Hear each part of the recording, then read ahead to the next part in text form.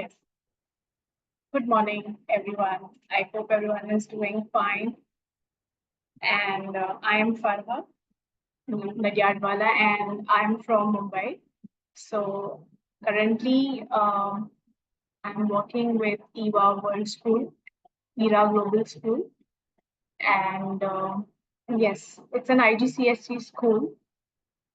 So it's a big time that in an IGCSE school, we have a lot of opportunity as a subject to work with environmental management and yeah, apart from other subjects like biology and uh, other chemistry and such other sciences. So as you can see that my topic is sustainability and education, and this is the buzzing word as of now. So we always, like when we were young and we used to understand that okay, the future is IT. Similar way, our students, like the ones who are young now, they are understanding that sustainability is the future. And I'm sure you all must have heard this and applied it in many areas of our life. Yet it is still in an infant stage of whatever we are doing. And that's how I feel the topic is sustainability and education. If I see the word sustainability, what is sustainability? If I ponder upon what is sustainability, yes, if you see a meaning, yes, a, like, the dictionary meaning or the meaning which we are applying in this 21st century, we know that we have to use resources which we are not going to exhaust, and we are going to pass it on to our next generation. That is sustainability. And education, of course, we all know. And these words, sustainability, is not only used in the terms of environment, it was also used in the terms of economics, right? But when we ask a student in the classroom, what is sustainability? Now, as we know that the lower grades, they have environmental sciences in, as a subject, yes? And when you ask them, as such, what we ask ourselves, and if you would have gone, few years, few decades back, this term was not thought in terms of environment. But lately, it also since we are getting more and more aware, more and more concerned about the nature, this word has been start using as educational and environmental awareness purposes also.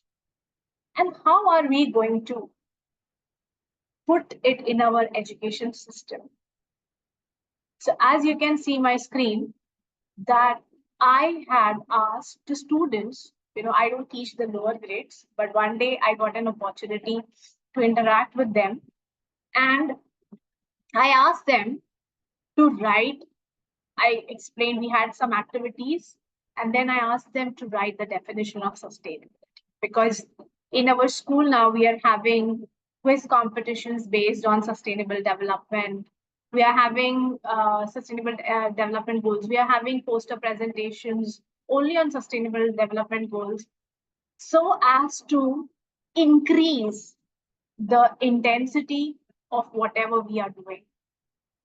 And this is what we have got, that a child as a letter is writing to the parent. I had told them they can write it in any format, to the friend, to their parents, or anyone, explaining, how we have in English, how do we write a letter to a friend. So I told them that you can write any message about sustainability to your, maybe your grandparents or friends or this. And one of the things which I got, and it really, it really touched my heart. We have a very grand definition of sustainability, but it is as simple as this child has written. So this child is telling that the people should use what they want without, creating a trash for others, so that we are not the only people living on the earth and using it only for our greed, but for our need, so that the next generation of the people, of the biodiversity, they will also get what they want. I think this is very simple, but it has hit the target of what we want to achieve. So, coming to sustainability, what we are hovering around is environment, economical conditions, and society. Anything which is profiting three P's: people, planet, and profit is sustainable. Now, how do we? The challenge is that there is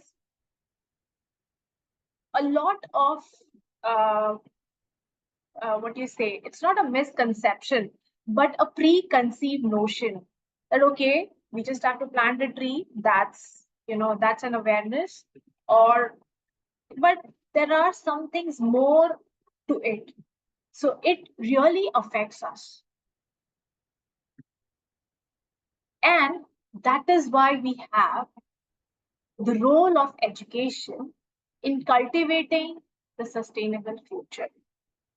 So if you see, NEP has now, you know, allowed us with a lot of changes and introduced 21st century skills in our education, and one of them being sustainability. There are 4 C's and so many other things integrated to our curriculum. And a greener approach is one of it. And it is really, really a part of the 21st century framework. Yes. And if you see, how does the education play a role?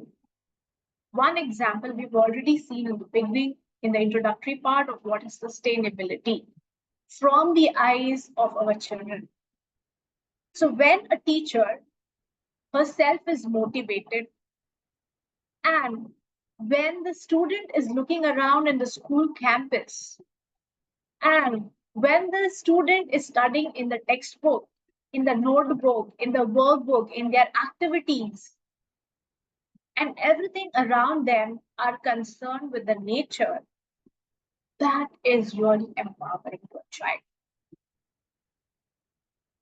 Because the more they are propagating the awareness about the same, I think this itself is an inspiration on an everyday basis.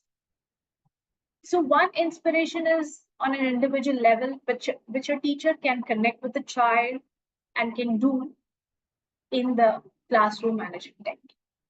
But there are other things which are not like communicated directly, but they are indirectly communicated. And that is through certain habits. So that would be critical thinking on the part of not only one teacher, but entire educational system. For example, if a teacher is leaving the room and if she is switching off the fan every day, or maybe the lights, or it could be anything, definitely certain students would be imbibing those habits subconsciously. So, what I am trying to say here is one is that we create awareness verbally, one is through our actions, and the other part is by empowering subconsciously. So, when it becomes an everyday practice, it becomes so easy, it becomes so natural that you won't have to further put an effort. So that is the agent of positive change, which we are trying to build up in our schools. So in our schools, we have a big question. The first question is, yes, where to begin? So we have begun integrating it in our curriculum, and if be it IGCSE board, be it CBSE board or a state board, everybody has integrated this into their curriculum to begin with. And we are constantly improving on it. And not only that, our teachers are also constantly thinking in terms of being actively participating, not only in the classroom activities, but there are so many days which we have allotted to our environmental concern, to our sustainable concern. And the big question now arises is, can we have an environmental stewardship of having sustainable actions? So what is a stewardship? A person who will take in charge. The students, they should feel that they are, they are in charge. They are responsible of being sustainable, of being so concerned about their environment. Once the student achieves that, and whatever we have spoken up till now, that those things are going to really, really affect them in being a steward of new change. Yes, and this really makes them responsible, and they themselves will ask questions. Where is the problem and how we are going to turn it into opportunities? And the moment you tell the students that you are responsible, the first thing they will think about is recycling. Whenever I talk to students about, yes, we have a problem of this, that, the first thing they have in their mind is 3 R's, because we have engaged them in so many activities that are related to reducing, recycling. That's why their minds are now set up into that. But that is only one aspect. We all know that we have a lot of activities. Now, for grade 8 to 10 students, we have environmental management as one of the subjects for IGCSE board. And in them, that they have the 9 chapters. In these 9 chapters, we all have certain kind of activities which are having a real time problem and how it will be having a real time solution. So, for example, if they are studying about an oil spill, the common activity which they will do is demonstrating an oil spill in the classroom. Or if they are talking about the pH of the soil, they would take it, measure, go into the garden and take the soil, measure various areas of their garden. The one which is used for walking, the one which is used for gardening, and one which is just remaining as a patch of land. These are some smaller activities. On other side of that, we have created a small garden, which I think many of the schools have already started, and it is called as an edible garden. Now, if you see in Mumbai, already a place is a problem. So now we have a vertical garden as well, right?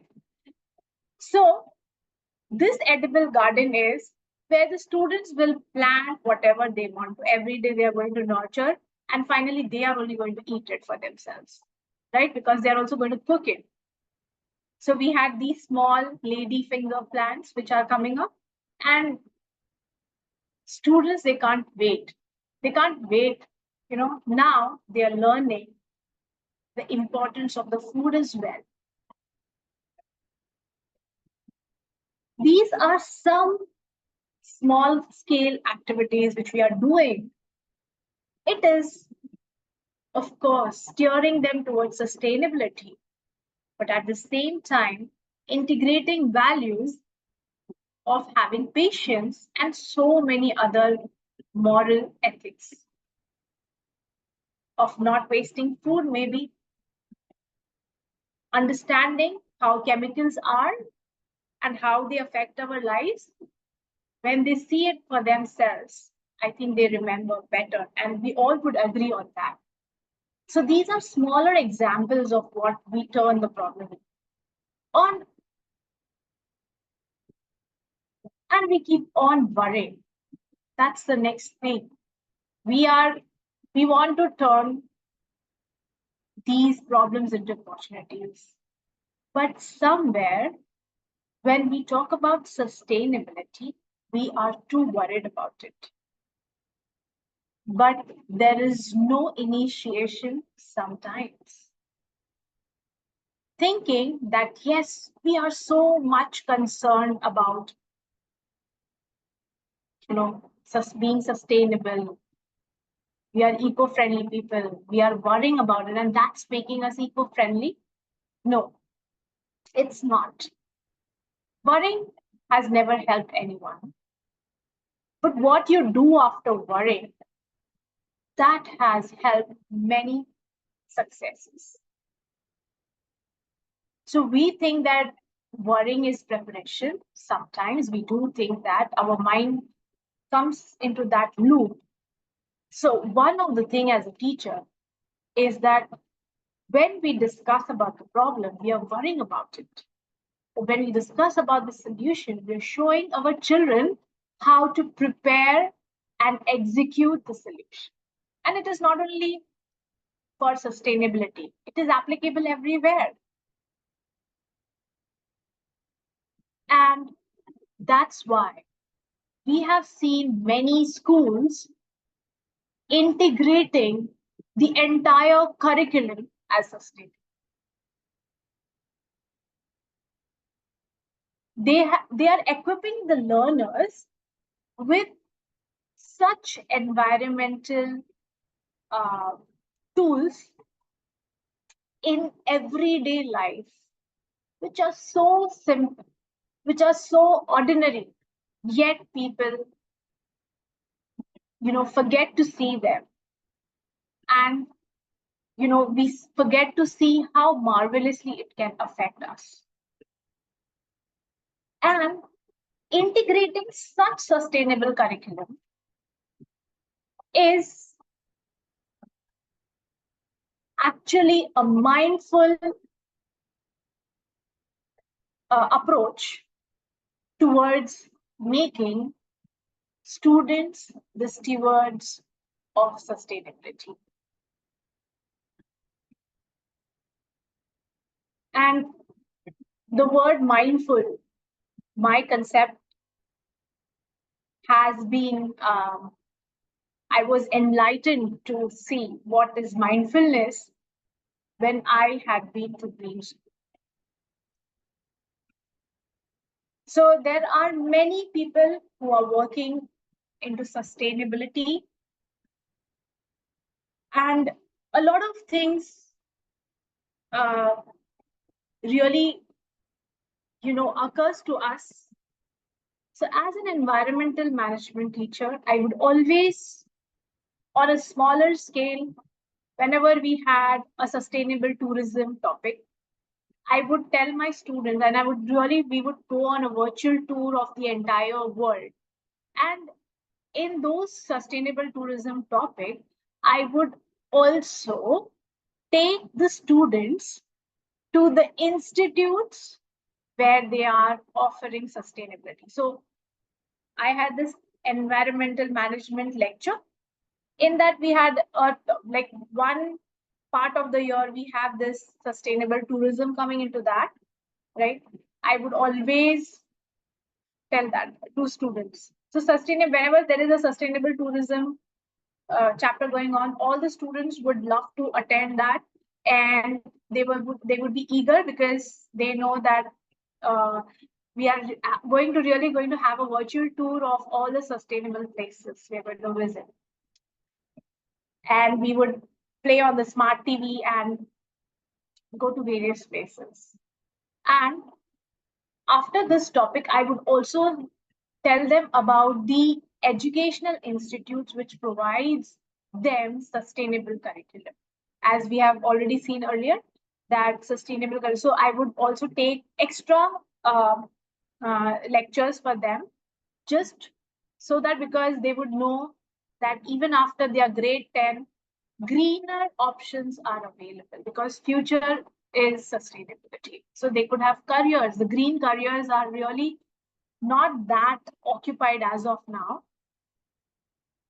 And we really need dedicated people in such areas. So one of the places where I would uh, always tell them that, okay, this is green school, and and there are many other institutes in India also which we would see online, and we would have a virtual tour of those schools. So one student, she got up and she came out of the classroom when I was leaving, and she is telling me, ma'am, you have spoken so many times to our seniors and now us, and you're going to speak about to this to our juniors also, and you're going to take us to a virtual tour.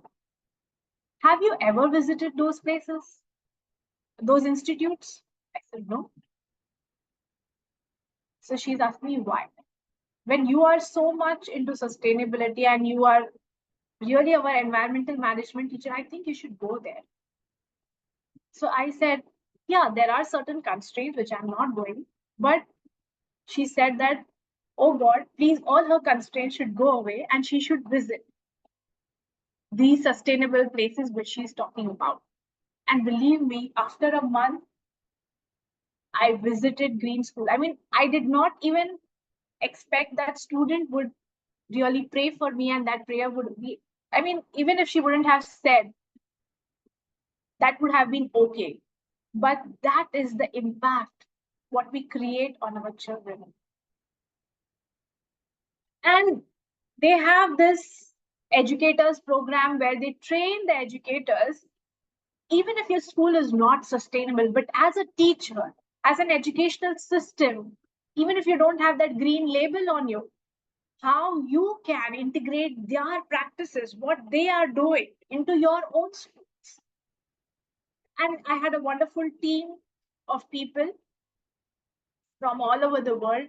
All of them have come with the hope that they are going to take something from the Green School back to their campuses. And there I learned about mindfulness.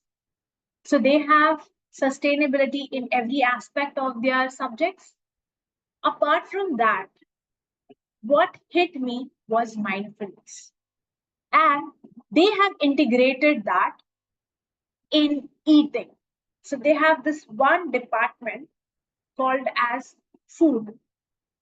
So they are going to train the children about the food from the scratch, from where it is coming to where it is going, after eating also where it is going. In that, they practice mindfulness. And that mindfulness had hit me hard. Those concepts. Now, if you can see that there are so many activities which we have done there, and few of the glimpses which I can show you on the screen. One is that we went into the nature and we have made the color. So how we are integrating sustainability in art classrooms. We can take our children, we have so many flowers. We have so many flowers which we are offering to God. They also the actually people of Bali, they are like they are like Indians only. They offer a lot of flowers to the god, they also have the gods and goddesses. So I think one of the ways is to take those flowers and make into colors. And there are so many ways which we are recycling already. But the thing is, we have used all the natural baskets, coconuts, uh, the cases, the shells of the coconut, you can see. And this is how we have made color. And then we have painted. And this is the practice we are taking back to our classroom. And one of the thing is, which I learned from green school, is that they don't eat chocolate which is on the outside, because and they want to have to their students. So they are actually telling the students, because outside they think that there is some issue with the chocolate factory, or I don't know what, maybe child labor and all. So they are producing their own cocoa fruit, or if they're not able to produce it, they will take it from some vendor who is into sustainable farming. And that is what we had a session. That thing on the left side is a cocoa fruit from the seed of that, and we had an entire session on that, and how we can have a sustainable food, things which we enjoy, things which children enjoy. And I don't think that children would enjoy more than anything than these chocolates. So along with sustainability, there are a lot of ethical things which our students will also learn when we are integrating this sustainability into our practices. There is this another school which is called as Nadiadwala, which is in Miss Farha. Yes, ma'am. Miss Farha, yeah, because of the time constraint, I had to interrupt you, ma'am. Yes. Yeah, thank you. Yeah, this is the last slide. Sure. So this is in Karnataka. You would see that they have done this watershed management to start the school, and it is a very basic school where students, like very normal school, you will not find something extraordinary, but they are very, very sustainable, simple. And that is their classroom. That eye-shaped thing you can see is their classroom. So I think with such schools, with such greener practices, even if we are not integrating it in the curriculum, but somewhere in our education system, we are allowing a part by part, little by little, to absorb it, or having an entire curriculum in sustainability, I think we are steering our children towards more responsible citizens. So with this, I feel that by integrating sustainability into education, we are really, going to have a lot of impact and let our children bloom with concern for themselves and for the others. Thank you. Thank you, Ms. Farha. Lovely explanation, ma'am. Where exactly is the school in Karnataka, ma'am? In which city? This Balagabala? Dharwad. Dharwad. Okay, nice to know about the school from Karnataka. Yes, ma'am. As I see no attendees, ma'am, I have a couple of questions. I've received a couple of questions from other speakers on my personal window. I would ask them to you and mix with some of the other questions. So, ma'am, you have mentioned integrating sustainability concepts, but how can we make the government, integrate these sustainability concepts into the existing curriculum across different subjects? Till on a government level, we have already the government has integrated few of the things into the syllabus. Apart from that, the thing is that if you see the 21st century skills, they already talk about environment. So certain schools in India, they have already started. Now, apart from that, what happens is when that would take time, of course. It would not happen, within next few years also. It would really, till it is coming across all the subject, it would really take time. but subject wise they are already there in our country, subject wise. So as you see the green school, so when we went there, so they had shared with us their journey of how they started. So when they started, like people were like, they were not even supportive of, now we are more aware about sustainability. That time when they had started, people were not really supportive of this idea, but they integrated, they started from one school and few students. One of the thing is that they targeted homeschool students. So this is like they had some ideas in the mind. So somewhere we can also have, necessity is the base. So they had targeted homeschool students so that they can take admission. So they said that, can we provide an education which is better than your home, right? You are homeschool students already. So that's how they started. So that is what we learned, that if we can see some necessities in certain part of education, and if we attach sustainability there, I think integrating them, that's what we have learned from the green school. And but that was a major learning, because most of the times we really wonder where to start. Right, ma'am. So can you throw more light on how can we engage students in sustainability efforts and make them feel invested in the process? It's a very large thing, actually. I cannot say a single thing, but as I said that, there are so many activities which we are already, like, suppose for example in science, if you have a chapter maybe on biotechnology or something like that, so there you can integrate activities on pollution, because that's a part of biotechnology, even if you don't have a subject as environment management. For like, this is just a small example. So in, if you have economics, and if you have, what is sustainable economics and all, there you can also add some environmental device. Actually, this is a very, it would take another lecture to explain what, because I have this already, I have taken a webinar on how to conduct environmental activities with students, and what are the ideas. So there are a lot of things, actually. Biomimicry, how we can mimic the natural biodiversity, and we can use them in our daily lives. So these topics, these are there. I'm just telling in general, but there are very deeper topics also which we can also, when we are giving them project activity, like now for example, I just mentioned when we were beginning, that we have poster presentation. Now we have 17 goals of sustainable development goals. So now we have given them the theme. So even if every child is taking one theme, life on water or something like that, it is going to cover all the 17 goals, actually. So sustainable development goals itself is a huge topic. So if we, like, for quiz also we had taken, so still what will happen, quiz we can keep later on. First the children should get aware of what is sustainable. So that's why we kept the poster presentation earlier, and then we moved on to the quiz. So that way it was a revision for them.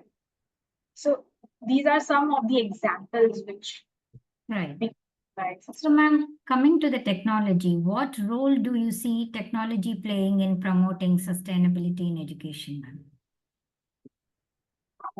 Yeah. Promoting, okay.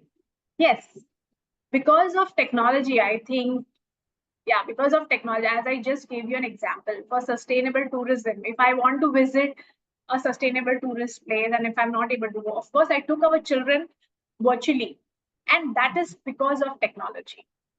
Right. Second, if you talk about, this is like from students' perspective. If you talk from the teacher's perspective, there are so many online courses which talk about sustainability, and which it gives them an insight of how a teacher can integrate sustainability into their classroom.